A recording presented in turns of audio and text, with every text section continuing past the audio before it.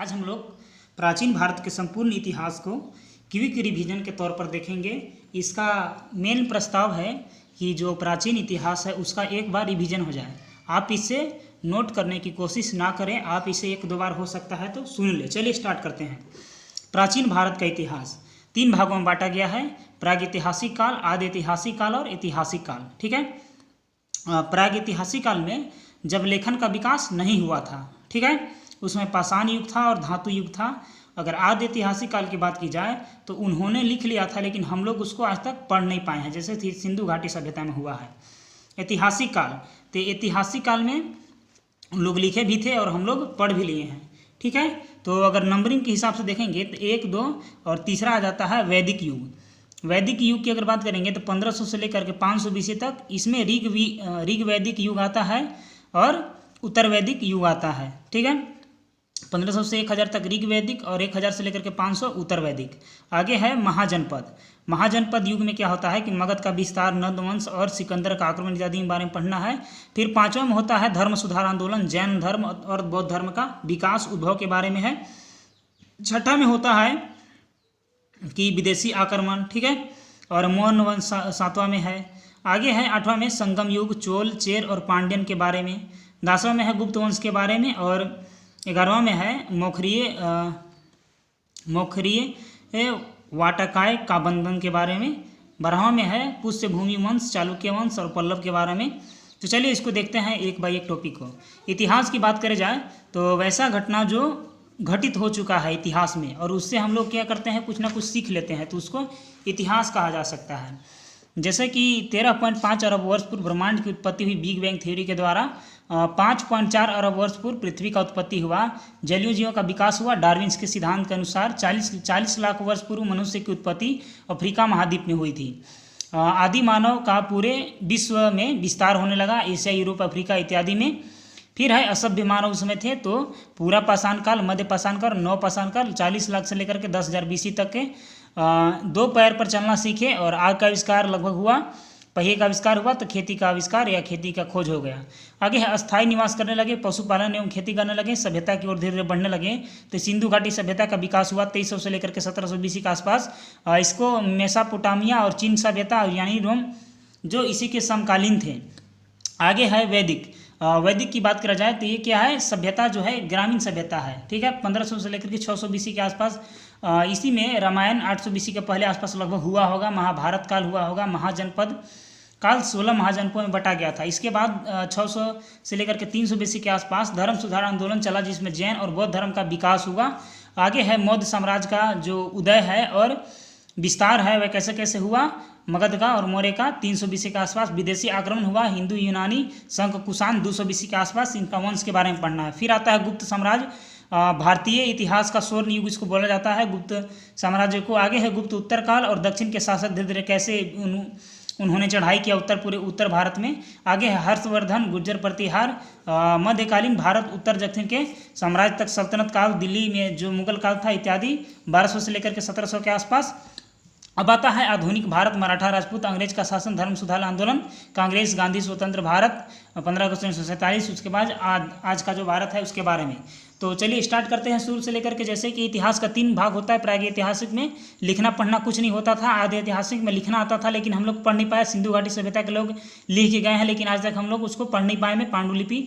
आगे है ऐतिहासिक काल जो लिखा गया है और हम लोग पढ़ भी लिए हैं, जैसे ग्रामीण सभ्यता इत्यादि में है। AD और BC मंत्र समझ लीजिए। जैसे कि ईसा मसीह का जन्म मान लेते हैं 0 पर हुआ, तो 0 के पहले उसको बोलेंगे BC, यानी कि ईसा के पूर्व, और 0 के बाद को बोलेंगे ईसवी, मतलब ईसा के बाद। ठीक है। बिफोर कॉमन एरा और कॉमन एरा, यही होता है। चलिए आगे है धातु के आधार पर। धातु के आधार पर देखिए 2 युग होता है, पाषाण युग और धातु युग। अगर धातु युग की बात की जाए तो ताम्र युग, कांस्य युग और लौह युग माना जाता है। जैसे कि कमजोर धातु मेसोपोटामिया, इराक में सभ्यता थी। कांस्य युग की अगर बात की जाए तो तांबा प्लस टीन मिलता था, कांसा बनता है, तो कांस्य युगीन इसको बोला जाएगा। सिंधु घाटी सभ्यता के लोग कांसे का ज़्यादा प्रयोग करते थे। अगर लौह युग की बात की जाए तो अधिक मजबूत होती थी और हथियार का विकास ज़्यादा होने लगा दोस्तों, और साम्राज्य विस्तार ज़्यादा होने लगा। क्योंकि जो लोहा से बने हुए औजार जितने भी थे वो काफ़ी मजबूत होते थे और उससे युद्ध करने में धीरे धीरे क्या हुआ, क्षमता किसी भी राजा का बढ़ने लगा, तो दूसरे राजा को दबाने के लिए तत्पर हो जाते थे। विचारधारा के आधार पर अगर इतिहास की बात करें तो एक तरफ वामपंथी, एक तरफ दक्षिण, और इनमें विचार विमर्श होता रहता है। तो मतलब अलग अलग विद्वानों का अलग अलग मतभेद रहा है दोस्तों। तो इसको चलिए आगे हम लोग बात करते हैं इतिहास को जानने का स्रोत, मतलब इतिहास को हम लोग कैसे जान सकते हैं। तो इतिहास को हम लोग दो स्रोतों के अनुसार से जान सकते हैं, पुरातात्विक स्रोत और साहित्यिक स्रोत। अगर पुरातात्विक स्रोत की बात की जाए तो इसमें सिक्के, स्मारक, कलाकृतियाँ, वस्तुएं एवं लिपियाँ अन्य आती हैं। अगर साहित्यिक स्रोत की बात की जाए तो इसमें हिंदू साहित्य और गैर धार्मिक साहित्य के विद्वान आते हैं। जैसे कि इसमें हिंदू साहित्य की बात की जाए तो बौद्ध साहित्य, जैन साहित्य और हिंदू साहित्य, मतलब धार्मिक में 3 साहित्य होंगे।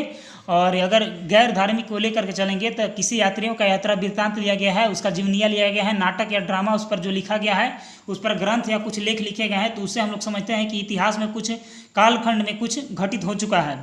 चलिए प्रागैतिहासिक काल में जैसे कि लेखन विकसित नहीं हुआ था तो केवल पुरातात्विक स्रोत से ही हम लोग उसको जानकारी पा सकते हैं, क्योंकि उसमें लेखन की शैली विकसित हो ही नहीं थी। चलिए इसमें देखेंगे पाषाण युग में इसको स्टोन एज बोला जाता है और धातु युग, 2 भागों में इसको बांटा गया है। तो देखिए पूरा पाषाण काल में क्या हुआ था कि 40 लाख वर्ष पूर्व में 10,000 BC तक चला, और इसमें क्या हुआ था कि मोटे पत्थर के औजार, आखेट के और खाद्य संग्रह के रूप में इस्तेमाल किए जाते थे।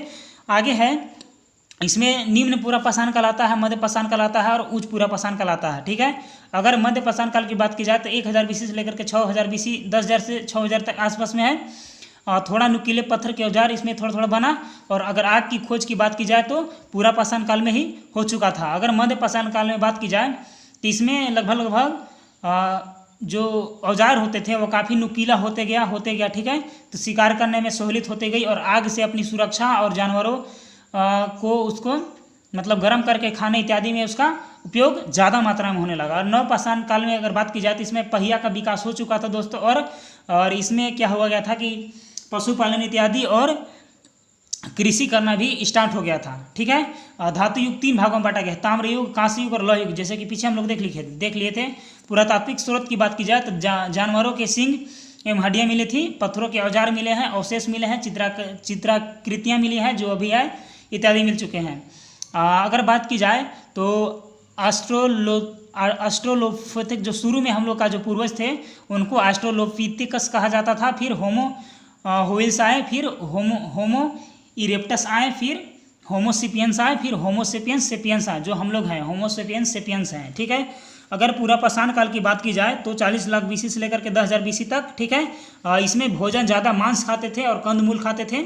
1 लाख ईसा पूर्व के आसपास आग का आविष्कार हो चुका था, तो मांस पकाने या खाने के लिए बहुत ज़्यादा हो गया और आग का हथियार के रूप में इस्तेमाल करना हो गया। और रात्रि में उजाला करना आग का इस्तेमाल हो गया। निवास जो था गुफाओं में था और सैलाओं में था। पशुपालन नहीं था, कृषि कुछ नहीं था, बर्तन कुछ नहीं था। मनुष्य एकदम जंगली जानवर की तरह जीवन व्यतीत करते थे। अगर हथियार की बात की जाए तो अनगढ़े मोटे पत्थर होते थे।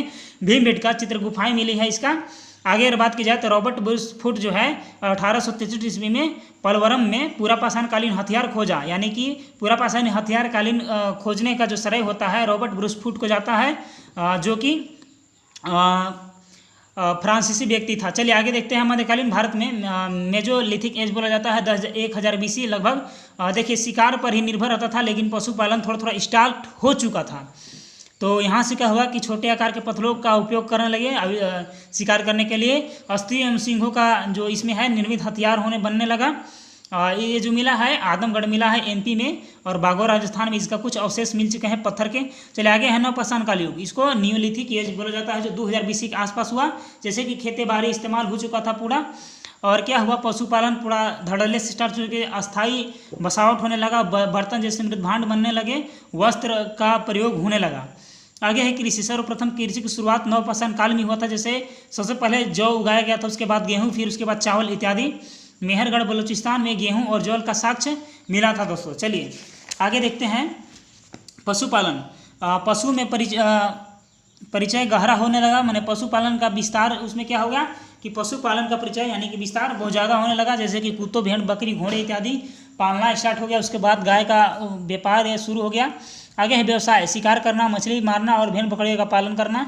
आवास उसमें क्या था, क्या स्थायी होने लगा। बांस और मिट्टी के लिए बने हुए झोपड़ियों का निवास होने लगा। कश्मीर में बुर्ज होम मिला है, जो गर्त निवास है, यानी कि जमीन के नीचे घर है। आगे है कि मिट्टी के बर्तन भांड बनना शुरू हो गया। भांड बोला जाता था मिट्टी के बर्तन को। वस्त्र की अगर बात की जाए तो कपास से निर्मित धागे के वस्त्र निर्माण होना स्टार्ट हो गया। पॉलिशदार पत्थरों के उपकरण तथा उपयोग, पहियों का आविष्कार हो चुका था जो कि लकड़ी के था। और लहुरा देव जो संत कबीर नगर है वहाँ पर यूपी पहिए का जो मिला है अवशेष। चलिए आगे देखते हैं। आदि ऐतिहासिक काल, इस वीडियो का मूल्य साक्ष्य है कि आपका क्विक रिवीजन हो जाए, इसे फास्ट नहीं है, इतना फास्ट बोला जा रहा है, ठीक है।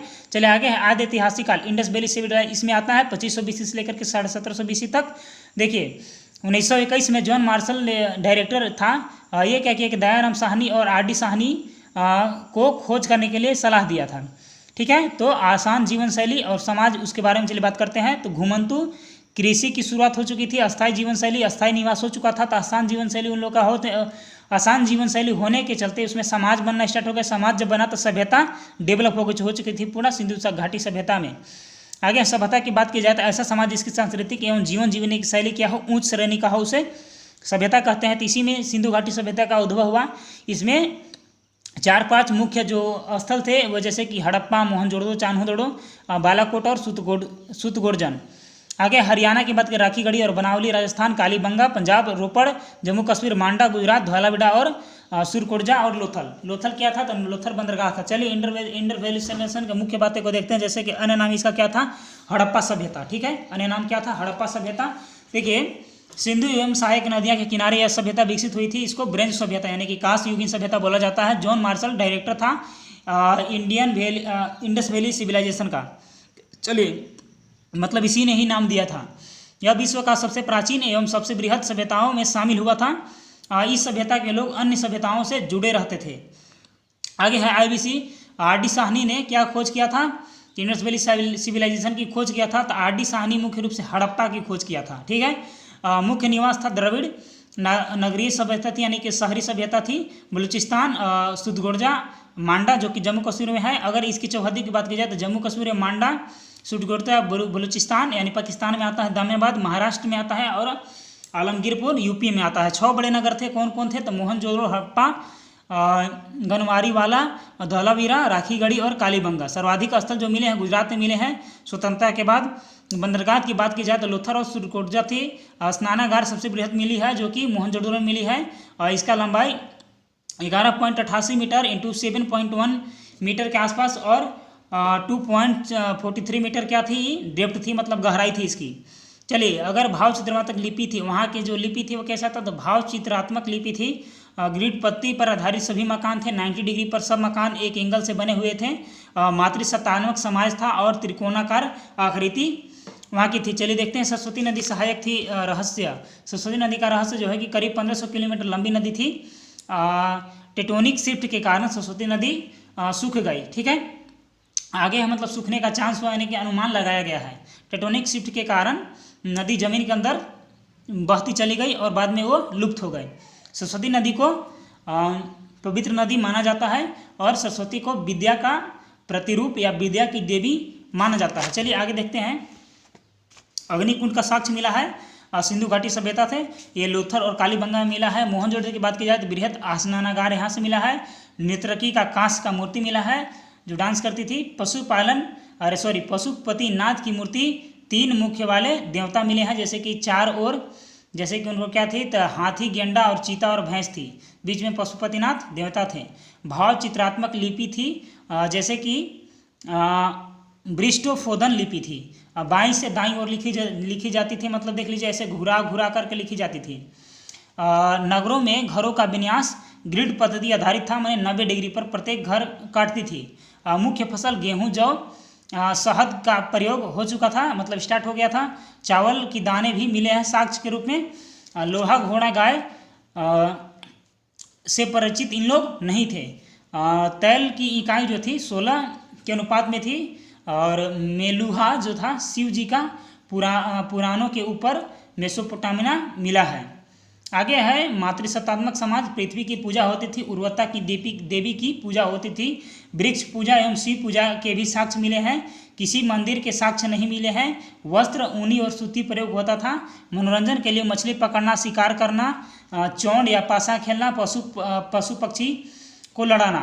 शांति प्रिय समाज था, मुख्यतः व्यापारी वर्ग का प्रभुत्व था, तलवार से अपरिचित थे और बर्तन काले रंग की डिजाइन वाले लाल मिट्टी के बर्तन पाए जाते थे। सिंधु घाटी सभ्यता के पतन का जो मुख्य कारण माना जाता है वो अनुमान लगाया जाता है अलग अलग सिद्धांतों, अलग अलग विद्वानों का अलग अलग सिद्धांत, जैसे भूकंप, प्राकृतिक आपदा, आर्यों का आक्रमण, वारिस के पैटर्न में बदलाव, जैसे सरस्वती नदी लुप्त हो गई थी, पारिस्थितिक बदलाव जैसे जमीन का अनुपजाऊ अंग होना, जनसंख्या का बढ़ना, भोजन की अनुपलब्धता होना।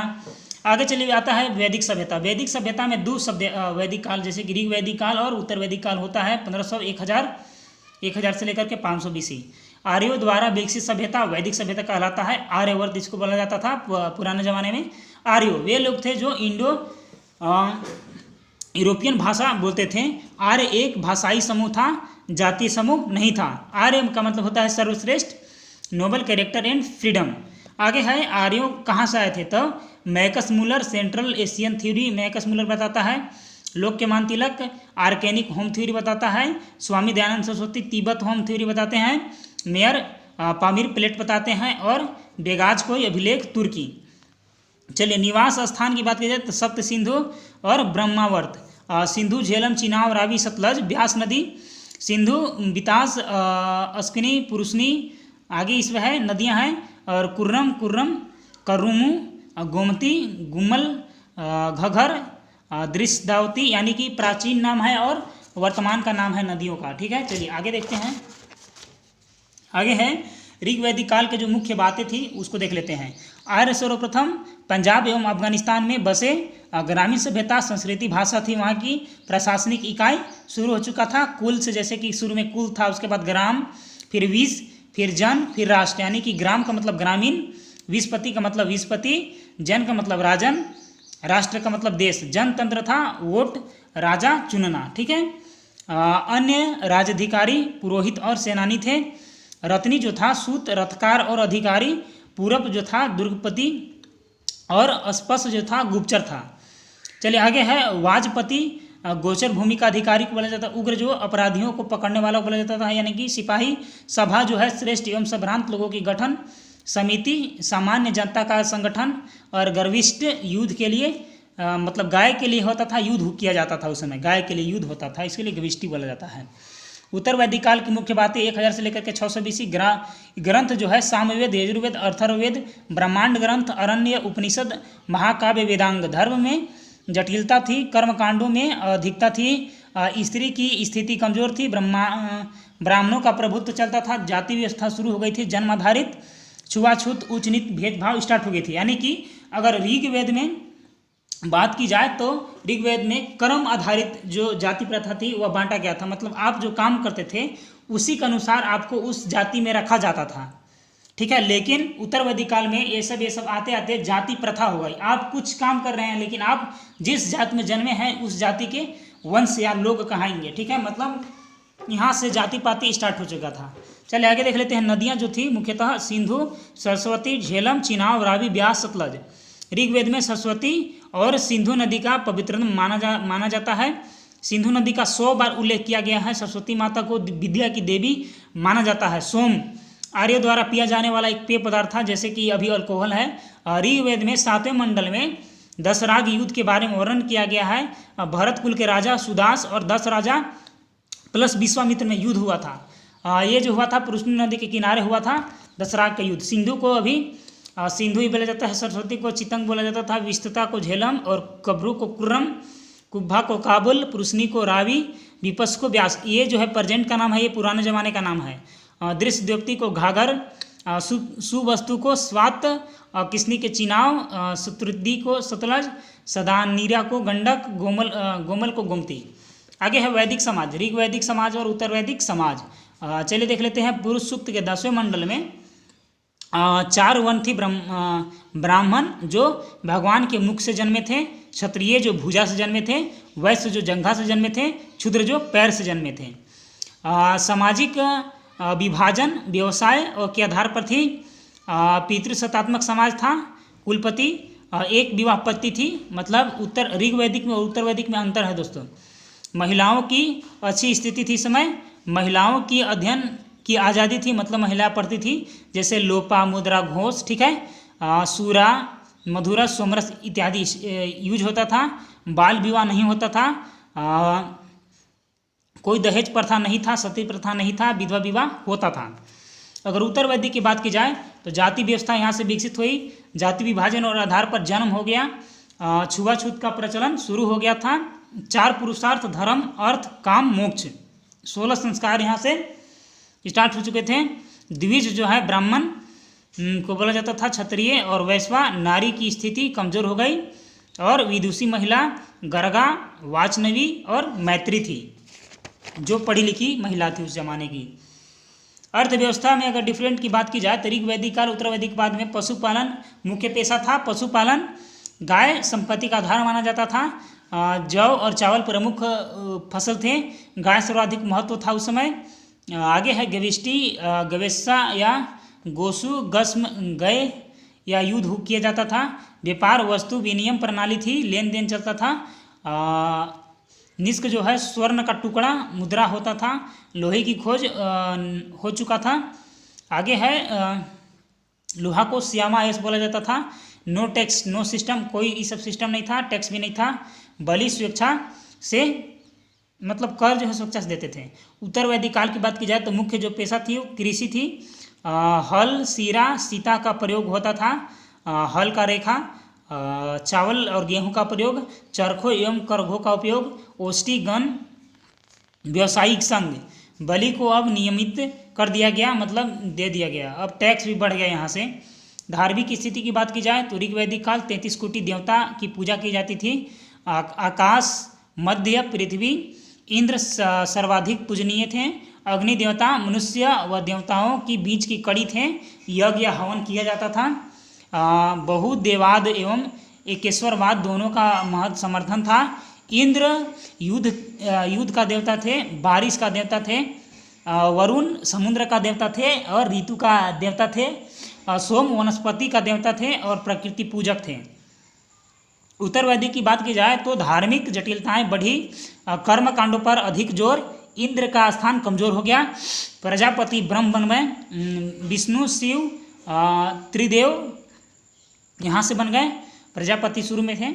पूषण जो है क्षुद्रों के देवता थे।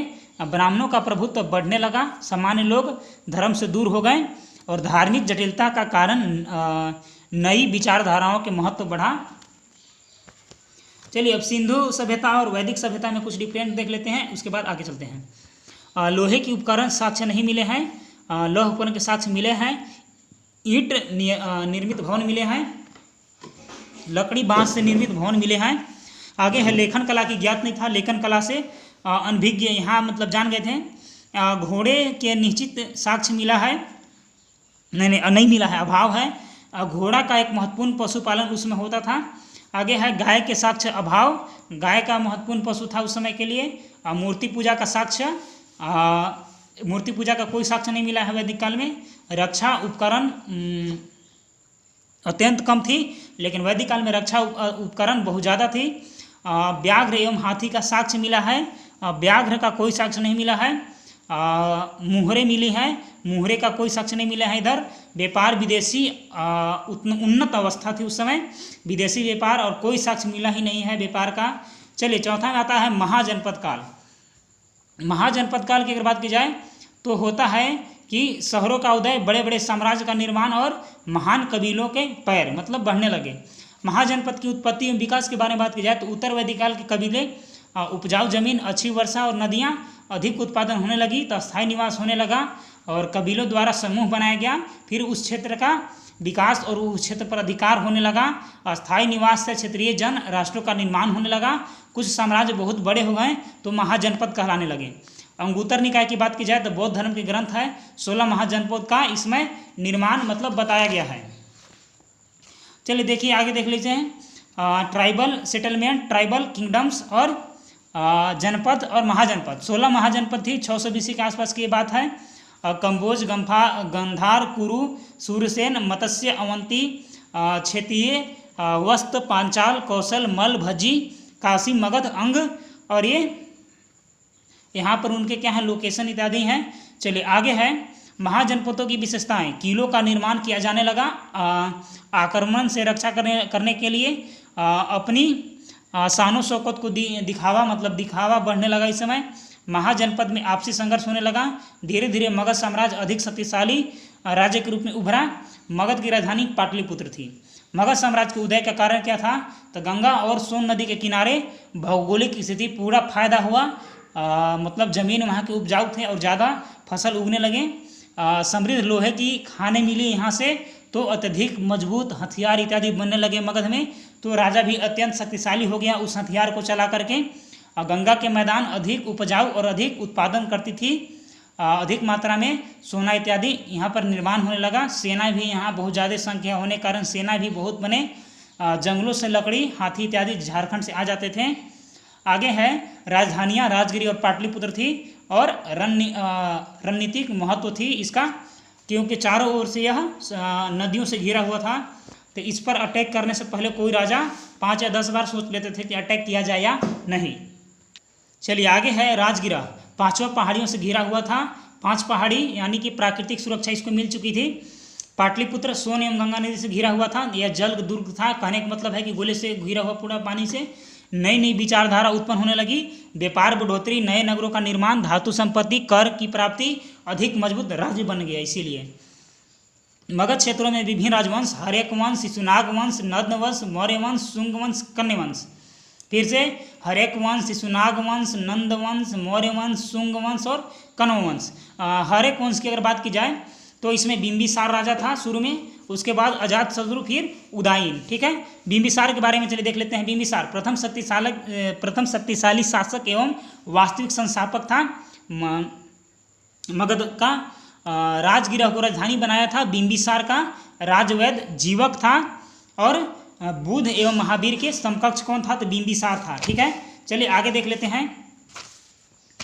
आगे है अजातशत्रु। अजातशत्रु अपने पिता को मार करके गद्दी पर बैठा था, यानी कि बिंबिसार को अजातशत्रु मारा था। साम्राज्य विस्तार पर अधिक जोर दिया था। प्रथम बुद्ध काउंसिलिंग का आयोजन राजगिरा में अजातशत्रु के शासनकाल में हुआ था। गौतम बुद्ध के निर्माण प्राप्ति हुआ था इस समय। 2 हथियारों का निर्माण, साम्राज्य विस्तार तेज, महाशिला कंटक और रथमुसल। वही जो बाहुबली में इसका इस्तेमाल हुआ था, रसमुसल, मतलब रथ के आगे चक्र लगाना इत्यादि। आगे है उदयन। उदयन की बात की जाए तो 460 से लेकर के 444 BC नई राजधानी पाटलिपुत्र बनाया। अपने पिता को मारकर गद्दी पर बैठा, यानी कि बिंबिसार को अजातशत्रु मारा, अजातशत्रु को उदयन मारा। आगे है नागदशक। हर्यक वंश के अंतिम शासक था यह। इसके अमात्य सेनापति शिशुनाग के नागदशक के गद्दी से हटा दिया। ठीक है, यानी कि अब शिशुनाग वंश आता है 413 से लेकर के 345 BC। शिशुनाग जो प्रथम राजा था वह कालाशोक था। मगध से मिला दिया इसको। अवंती व वैत्य को मगध से मिला दिया। वैशाली को दूसरी राजधानी बनाया और कालाशोक के समय द्वितीय बौद्ध संगति हुई थी वैशाली में, यानी कि कालाशोक के समय वैशाली में द्वितीय बौद्ध संगति हुई थी।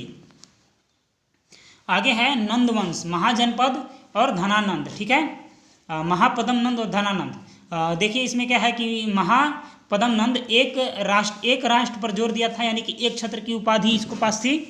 पहला गैर क्षत्रिय शासक था, मैं भी क्षुद्र था। अन्य नाम इसका सर्वछत्रांतक था। धनानंद इसमें क्या था कि सिकंदर का आक्रमण इनके समय हुआ था। एरोगेंट एंड ओप्रेसिव रूलर था यह। अधिक कर आरोपण और जनता परेशान थी इससे। कौटिल्य के मार्गदर्शन में चंद्रगुप्त मौर्य ने धनानंद की हत्या करके मौर्य समाज की स्थापना कर दी। समकालीन विदेशी की अगर बात की जाए तो देख लीजिए, उत्तर पश्चिम के महाजनपद का आपसी संघर्ष का कंबोज और गंधार का मतलब उदय होने लगा। कोई ताकतवर साम्राज्य स्थापित नहीं हो पाया जैसे मगध जैसा, क्योंकि आपस में ही उन लोग लड़ रहे थे। इन्हीं परिस्थितियों का बेहतर फायदा उठाकर विदेशी आक्रमण, पर्शियन और कुछ मैसेडोनियन, मकदूनिया ने आक्रमण किया। साइरस पहला है प्रथम विदेशी आक्रमणकारी। दूसरा डायरस है, पंजाबी सिंधु नदी पर आक्रमण किया था। तीसरा सिकंदर पश्चिम उत्तर क्षेत्र में आक्रमण किया था, वह मकदूनिया ग्रीस का राजा था। खैबर दुर्ग से भारत में प्रवेश किया था। राजा पोरस के साथ युद्ध हुआ। चौथा बैटल ऑफ हैदपास। ठीक है, नंद वंश की अधिक सेना के कारण सैनिक आगे नहीं बढ़ पाए सिकंदर के, क्योंकि नंद वंश के पास उसमें इतना सैनिक था मतलब सिकंदर से 4 गुना सैनिक थी। आगे है महाजनपद काल की बात की जाए तो महाजन और पद यानी कि बड़ा, कबीला और पैर। आगे है अंगुत्तर निकाय बौद्ध धर्म 16 महाजनपद की बात की गई है। उसी में 2 ग्रंथ तो उसमें थे, मल्लव और वज्जी। इसमें महाजनपद की राजधानी क्षेत्र के बारे में बताया गया है। चलिए पढ़ लेते हैं एक बार। गंधार की राजधानी तक्षशिला जो कि पेशावर पाक में थी। मत्स्य का विराटनगर राजस्थान में था। सूरसेन का राजधानी मथुरा जो यूपी में है।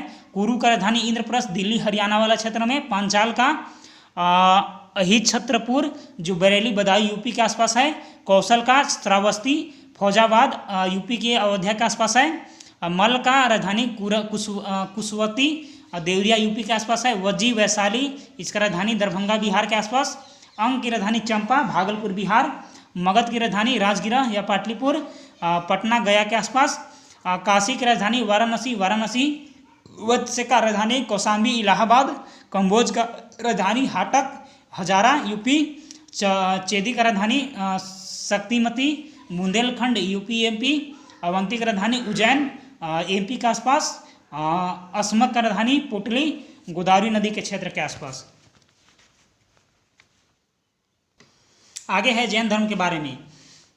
जिन मतलब इंद्रियों को जीतना, वहीं से जैन शब्द आया। प्रथम संस्थापक ऋषभदेव या आदिनाथ। 23वें जो गुरु हैं पारसनाथ काशी। पिता अश्वसेन राजा इक्ष्वाकु वंश। अनुयायी जो थे निर्ग्रंथ थे। पार्श्वनाथ की शिक्षा सत्य बोलो, चोरी न करो, हिंसा न करो, संपत्ति न रखो। 24वें तीर्थंकर जो थे वर्धमान महावीर जैन थे 540 BC के आसपास। वैशाली के निकट कुंडल ग्राम में कश्यप गोत्र के राजा थे सिद्धार्थ। इनके पिता भाई जो थे नंदीवर्धन थे। माता त्रिशला थी। लिच्छवी शासक चेटक की बहन थी। पत्नी यशोदा थी। पुत्री प्रियदर्शनी और दामाद जमाली। 42 वर्ष की उम्र में ज्ञान प्राप्ति हो गया था। इनको बोला जाता है कैवल्य उनको प्राप्त हो चुका था। द्रिभिक ग्राम रिजु पालिका नदी साल वृक्ष बिहार महावीर विजेता इसको बोला जाता है। धर्म केंद्र जो है वैशाली जमाली और चंपा पहला शिष्य थे। उपदेश प्राकृतिक एवं पाली भाषा में। ग्रंथ जो है प्राकृतिक थी। त्रिरत्न सम्यक ज्ञान सम्यक दर्शन सम्यक आचरण इसको बोला जाता है। जैन धर्म का 5 महाव्रत जैसे कि अहिंसा सत्य अस्तेय अपरिग्रह और ब्रह्मचर्य। ईश्वर पर विश्वास नहीं रखते थे। आत्मा पुनर्जन्म कर्मवाद जियो और जीने दो की नीति थी। सप्तभंगी ज्ञान था। स्वयंवाद या अनेकवाद निर्वाण जो पावकपुरी राजगृह में हुआ। चलिए आगे है जैन धर्म का। जैन धर्म के बारे में ही तो जैन धर्म का आध्यात्मिक विचार सांख्य दर्शन कपिल मुनि। प्रमुख राजा उदयीन चंद्रगुप्त मौर्य कलिंग नरेश खारवेल चंदेल शासक राष्ट्रकूट राजा अमोघ वर्ष। आगे है 300 ईस्वी में भद्रबाहु। चलिए देख लेते हैं कर्नाटक दिगंबर। देखिए सभी तीर्थगौरव के बारे में है। प्रथम संगीति जो हुआ था बौद्ध का जैन का वह पाटलिपुत्र बिहार में हुआ था। स्थूलभद्र थे। चंद्रगुप्त मौर्य 2 शाखाओं में विभाजित था। द्वितीय संगति वल्लभी गुजरात में हुआ था। देवाधि ऋषि और कुमारगुप्त और आगम ग्रंथ था इसमें। और मंदिर जो है बाहुबली गोमतेश्वर कर्नाटक। दिलवाड़ा की जैन मंदिर सिरोही। उपंश प्रदाय चेरापंथी। आगे है बौद्ध धर्म के बारे में। बौद्ध धर्म सिद्धार्थ गौतम बुद्ध 563 BC से लेकर के 483 BC। जन्म कपिल वस्तु के लुम्बिनी गांव में। सिद्धार्थ इनको बचपन का नाम था। पिताजी का शुद्धोधन नाम था। शाक्य वंश गणराज के मुखिया थे। माता जी का नाम माया देवी थी। गौतम मौसी जी गौतमी थी। पत्नी यशोधरा थी। 16 वर्ष की उम्र में शादी हो चुका था। पुत्र राहुल था। ब्राह्मण बुढ़ा बीमार सन्यासी। गृह त्याग 29 वर्ष में। महाअभिकर्मण इनको बोला जाता है। कंथक घोड़ा चन्ना सारथी। वैशाली अलार कलाम शाक्य दर्शन प्रथम गुरु अलार कलाम थे। राजगिरह गया फिर अरुबेला जंगल फिर 5 साधक मिले। इनका साधक के नाम है गया निरंजना नदी पीपल वृक्ष समाधि वहीं पे किए इन्होंने। 35 वर्ष वैशाखी पूर्णिमा सत्य का ज्ञान प्राप्त हो गया था, यानी कि निर्माण प्राप्त हो गया था उनको। बौद्ध गौतम, तथागत बोध गया और बोधि वृक्ष शाक्य मुनि। दो अनुयायी थे, तपस्सु और मलिक। ऋषि पतन, सारनाथ, काशी। प्रथम उद्देश्य पाली भाषा में धर्म चक्र परिवर्तन इसको बोला जाता है। शिष्य जो थे बिंदुसार, अजातशत्रु, प्रसेनजीत, राहुल, गौतमी। 483 BC में कुशीनगर मल में महापरिनिर्वाण। उपदेश क्या दिए? कौशल में सर्वाधिक, श्रावस्ती में, वैशाली में, कौशाम्बी में, कुशीनगर में। आगे है मध्यम मार्ग अपनाते थे ये, और अनुयायी जो थे भिक्षुक या उपासक कहलाए। ईश्वर विश्वास नहीं रहता था, आत्मविश्वास नहीं रहता, पुनर्जन्म पर विश्वास रहता था, ऐसा जातक कथाएं में बताए गए हैं। चलिए आगे देखते हैं। आगे है 4 आर्य सत्य थे। संसार दुखमय है, दुख का कारण तृष्णा है, दुख को रोका जा सकता है। अष्टांगिक मार्ग चौथा है। अष्टांगिक मार्ग का मतलब होता है कि सम्यक दृष्टि, सम्यक कर्मानंत, सम्यक आजीव, सम्यक व्यायाम, सम्यक स्मृति, सम्यक समाधि, सम्यक वाक्य, सम्यक संकल्प। त्रिरत्न बुद्ध, संघ और धम्म। आगे है परम लक्ष्य निर्माण, दीपक का बुझ जाना, त्रिपिटक, विनय पिटक, सुत पिटक और अभिधर्म पिटक। आगे है प्रथम बौद्ध मूर्ति मथुरा शैली में, सर्वाधिक गंधार शैली में बनी हुई है। सांची, अमरावती स्तूप, बराबर की गुफाएं। आगे है अशोक का शिलालेख, अजंता एलोरा की गुफाएं और एक बाघ का चित्र। 4 संगतियाँ हुई थी बौद्ध का। प्रथम हुआ था राजगृह में महाकश्यप और अजातशत्रु के शासनकाल में। दूसरा हुआ था वैशाली में सवाकामी और कालाशोक के समय में। तीसरा हुआ था पाटलिपुत्र में मोगली पुत्र था अशोक के समय में। फिर हुआ था कुंडलवन में वसुमित्र अध्यक्ष था और कनिष्क राजा था, यानी कि रावे पाकू, राजगिरा, वैशाली, पाटलिपुत्र, कुंडलवन। महासाहब मोगली खाएंगे अब, यानी कि महाकश्यप, सवाकामी, मोगलीपुत्र और वसुमित्र, यानी कि आज का अशोक, यानी कि अजातशत्रु, कालाशोक, अशोक और कनिष्क। बौद्ध धर्म की बात की जाए तो हीनयान, महायान बट गया, रूढ़ी आदि, बुद्ध पथ प्रदर्शक और परिवर्तन समर्थक, बुद्ध भंग। आगे है मौर्य वंश का उदय के बारे में, विकास। 322 से लेकर के 185 ईस्वी पूर्व की बात है। चंद्रगुप्त मौर्य, मौर्य साम्राज्य का संस्थापक चंद्रगुप्त मौर्य था। चाणक्य की सहायता से राजा धनानंद को हराया। Chandragupta Sandrocottus, Latin Androcottus Greek. Chandragupta की राजधानी पाटलिपुत्र थी। चंद्रगुप्त ने 24 वर्षों में शासन किया 24 वर्षों तक। चंद्रगुप्त ने 305 ईस्वी सेल्यूकस निकोटस को हराया। सेल्यूकस निकोटस पुत्री कार्नेलिया को शादी कर दिया चंद्रगुप्त मौर्य के साथ। युद्ध की संधि के अनुसार काबुल, कंधार, हेरात, मकरान चंद्रगुप्त को दे दिया, अपने पुत्री को दान दे दिया सेल्यूकस निकेटर। आगे सेल्यूकस ने चंद्रगुप्त के दरबार में मेगास्थनीज को राजदूत के रूप में भेजा। मेगास्थनीज का एक पुस्तक है जिसको इंडिका बोला जाता है। आगे है चाणक्य, कौटिल्य, विष्णुगुप्त ने अर्थशास्त्र नामक पुस्तक लिखी। चंद्रगुप्त मौर्य के बाद बिंदुसार राजा बने। चंद्रगुप्त का महल लकड़ी का बना हुआ था। चंद्रगुप्त मौर्य अपना अंतिम समय कर्नाटक के श्रवण बेलगोला में बिताया। जैन धर्म का शिष्य थे चंद्रगुप्त मौर्य। बिंदुसार आगे अगला शासक है। बिंदुसार को मित्रघात बोला जाता है। मित्रघात अर्थ होता है शत्रु विनाशक। बिंदुसार के शासनकाल में डायमेकस यूनानी राजपूत आया था। आगे है मौर्य उत्तर युग। मौर्य उत्तर युग में शुंग और कण्व वंश और शाक्य और सिथियन, पार्थियन, कुषाण, सप्तवाहन और अन्य वंश आए थे। मौर्य साम्राज्य के बाद खंडित राज्य हो गया, विकेंद्रीकरण हो गया, ब्राह्मण समाज का उत्थान हो गया, संस्कृति भाषा का पुनः उत्थान हो गया, विदेशी आगमन होने लगा बार बार। शुंग वंश, ब्राह्मण समाज, इसको ब्राह्मण समाज बोला जाता है। पुष्यमित्र शुंग ने स्थापना किया 185 से 75 BC। जानकारी का स्रोत पतंजलि की महाभाष्य, वानभट्ट की हर्षचरित्र रचना, कालिदास की मालवा कांगनीमित्र, पाणिनि की अष्टाध्यायी। आगे बात की जाए पुष्यमित्र शुंग की बात की जाए तो शुंग वंश के संस्थापक थे। ब्राह्मण धर्म के अनुयायी थे। पतंजलि और पुष्यमित्र के समकालीन थे। बौद्ध धर्म ग्रंथों में उसे बौद्ध धर्म का विरोधी माना जाता है। पाटलिपुत्र से उज्जैनी विदिशा राजधानी बनाया। ठीक है। आगे है चेदी वंश के बारे में। चेदी वंश कलिंग राज्य में चेदी वंश की स्थापना हुआ था। खारवेल सबसे शक्तिशाली राजा था, जैन जो कि जैन अनुयायी था। हाथी गुफा अभिलेख से जानकारी मिलता है इसका। प्राकृतिक भाषा में ब्राह्मणी लिपि में इसका कुछ अवशेष मिलते हैं। आगे है कण्व वंश। कण्व वंश 75 से लेकर के 30 BC के आसपास। कण्व वंश 45 साल तक शासन किया था। कण्व साम्राज्य का अंतिम सातवाहन वंश द्वारा हुआ था। कण्व साम्राज्य संस्थापक वासुदेव कण्व थे, जो कि ब्रह्म विष्णु भगवान के शिष्य थे। आगे है मतलब पुजारी थे। आगे है कि भारत पर विदेशी आक्रमण हुआ इसी के शासनकाल में। हिंदू, यूनानी, शक, पल्लव, कुषाण और इसे सातवाहन शासक ने मारा। तो अंतिम शासक कौन था? तो सुशर्मन। ठीक है। आगे है हिंदी यूनानी। भारत का प्रथम सफल आक्रमण डेमोट्रियस किया था। सिंध और पंजाब पर अधिकार किया था। प्रसिद्ध शासक उसमें का जो था मिंडार था। ठीक है, मिनांडार।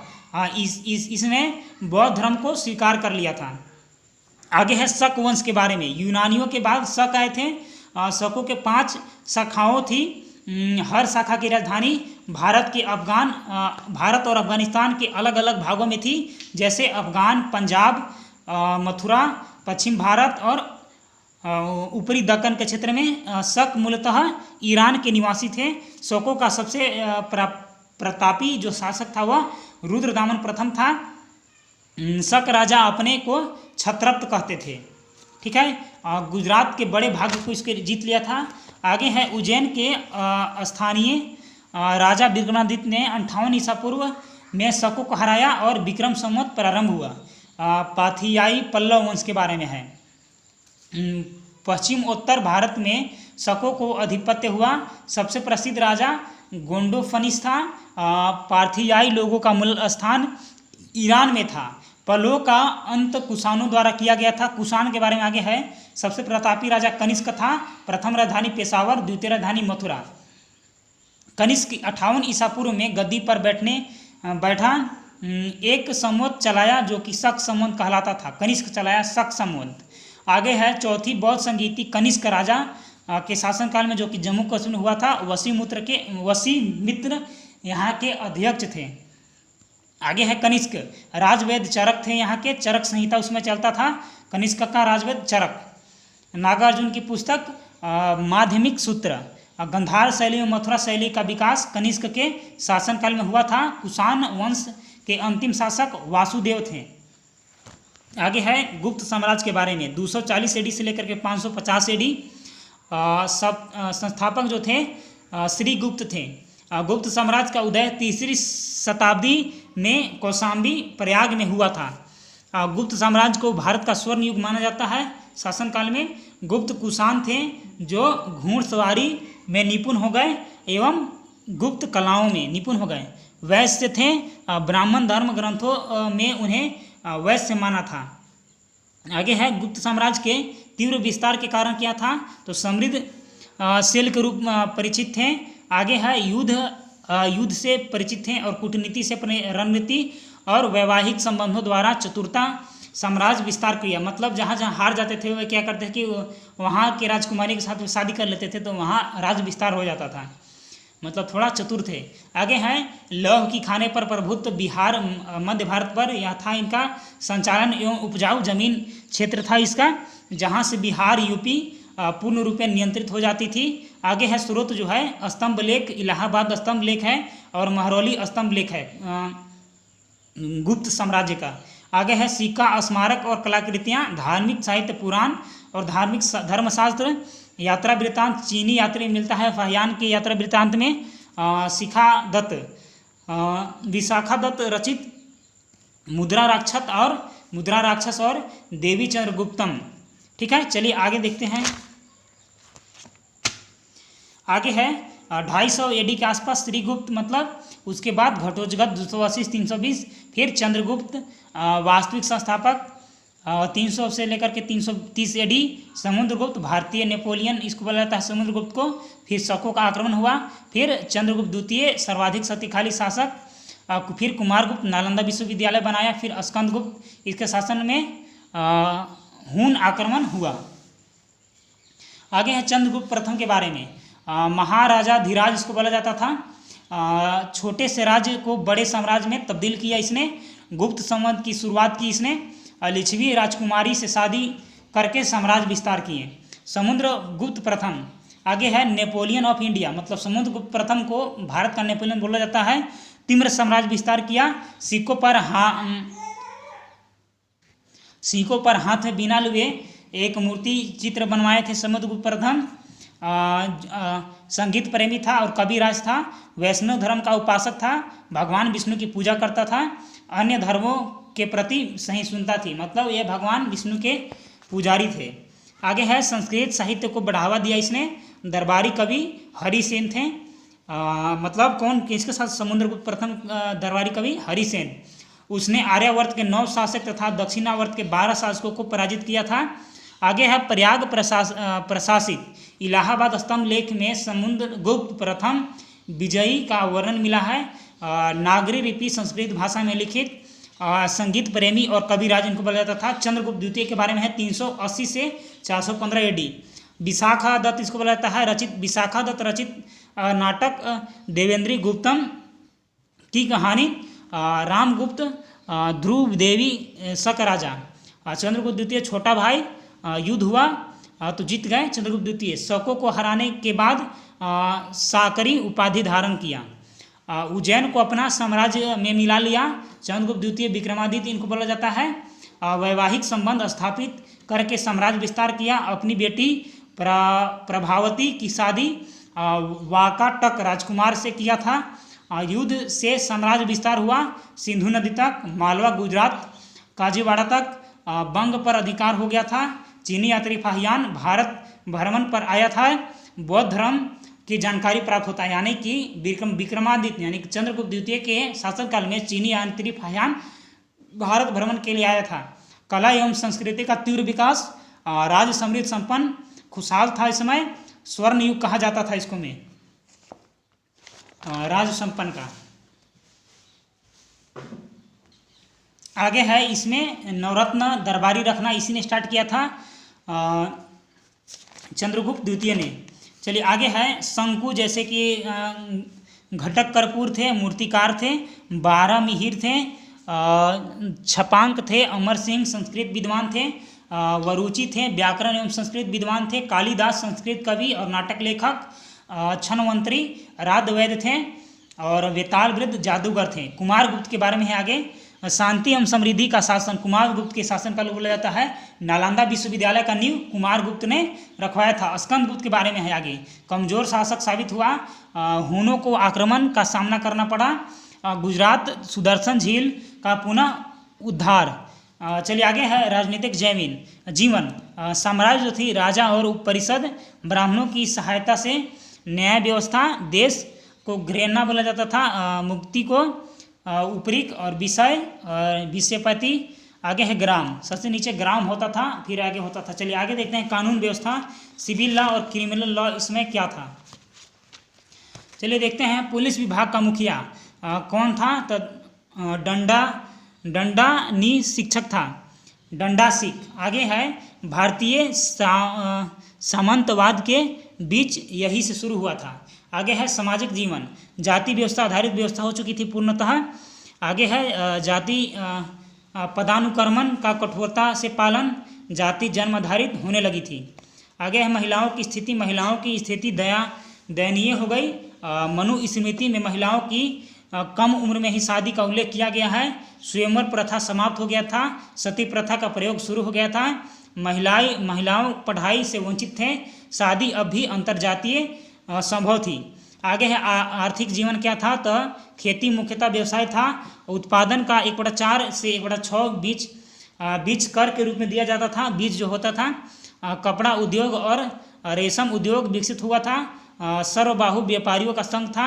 सिक्के सोने चांदी तांबे के सिक्के, सोने के सिक्के गुप्त वंश की समृद्ध अर्थव्यवस्था को दर्शाता है। चंद्रगुप्त सिंह के गरुड़ द्वारा सर्प का शिकार।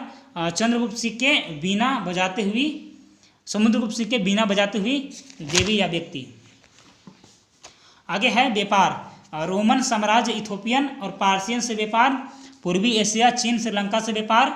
मुख्य वस्तुएं कपास की कपड़े, बरसाती रेशम, मसाले, चंदन, हिमालय के इत्र, चमड़े का उत्पादन, हाथी का दांत, लौह उत्पादन, हीरे इत्यादि, घोड़े, Chinese silk, copper, gold, Ethiopian, धार्मिक जीवन, ब्राह्मण संप्रदाय सर्वोच्च था।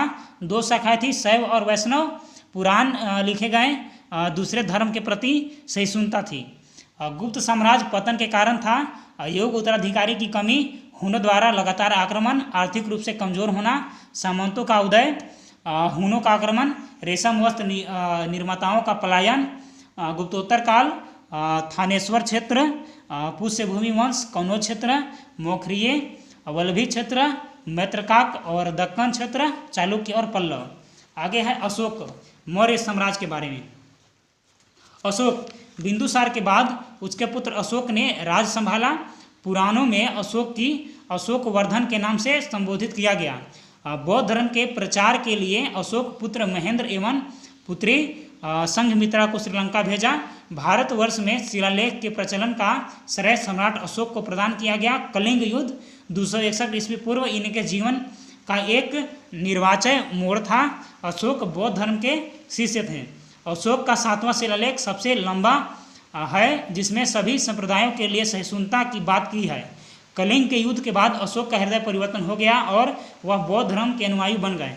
सारनाथ में स्थित अशोक का स्तंभ को भारत का राष्ट्रीय प्रतीक अधिगृहित किया गया है। सांची, सारनाथ, तक्षशिला सहित लगभग 84,000 स्तूपों को अशोक द्वारा निर्मित किया गया। अशोक द्वारा निर्मित धमेक स्तूप, सारनाथ भरभूत स्तूप एमपी, महाबोधि मंदिर गया बिहार। अंतिम मौर्य राजा बृहदंत अपने सेनापति पुष्यमित्र के शुंग वंश का यह स्थापक किया था, पुष्यमित्र द्वारा मारा गया। मौर्य साम्राज्य के इतिहास के महत्वपूर्ण स्रोत अर्थशास्त्र कौटिल्य का, इंडिका का मैग्नास्थनीज, राजतरंगिणी कल्हण का, महाभाष्य पतंजलि का। दूसरे स्रोत पुराण, बौद्ध संग्रह, अशोक के अभिलेख, मौर्यों के पत्थरों स्तंभ पर शिलालेख मिलती है।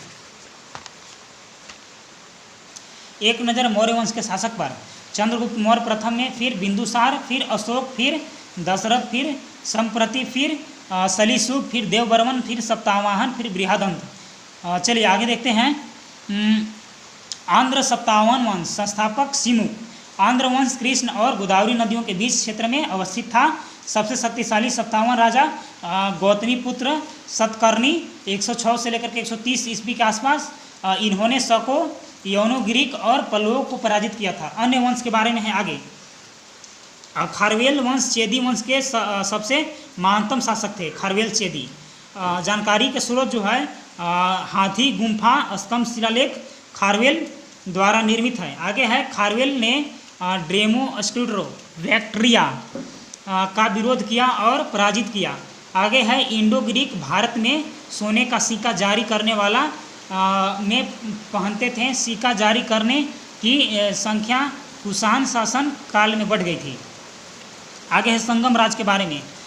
संगम राज्य पहला, दूसरा इत्यादि संचालन स्थान का था।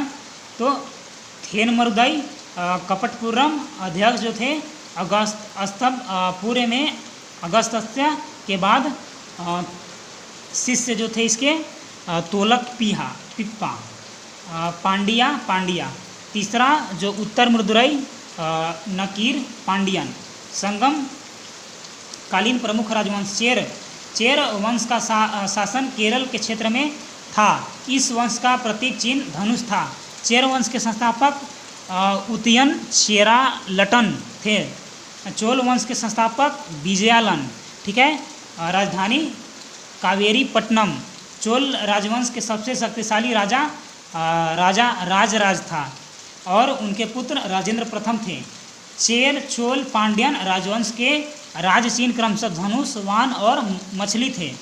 राजेंद्र प्रथम ने नई राजधानी स्थापना गैंगैकोड चेलपुरम कहा जाता था, राजधानी जो बनाया था। आगे है राजेंद्र प्रथम ने सुमात्रा के राजाओं को नौसेना के अभियान में पराजित किया और उसने राज्य के एक हिस्से को अपने राज्य में मिला लिया। आगे है चोल वंश के सबसे अंतिम शासक राजेंद्र चोल तृतीय थे। पांड्यन वंश की राजधानी मदुरई थी। संपूर्ण चोल साम्राज्य 6 प्रांतों में विभक्त था। मंडलम कोट्टयम नाडु में नाडु कुर्नमो में विभक्त था। पांड्यन वंश, पांड्यन शासक लगातार पल्लव, चोलो और सिलोम के शासक से युद्धरत थे। यहाँ 3 संगम महाकाव्य शिल्पदादिकरम, मिति में कालई और शिवाई सीडामयी थे। चलिए ठीक है, इसके बाद चलिए मतलब यानी कि इतना ही था। मध्यकालीन भारत की इतिहास जो था वो पूर्ण हो गया दोस्तों। आज के लिए इतना ही। लगातार 1 घंटा बोलने के लिए थोड़ा जान चाहिए होता है। आज के इतना ही, धन्यवाद।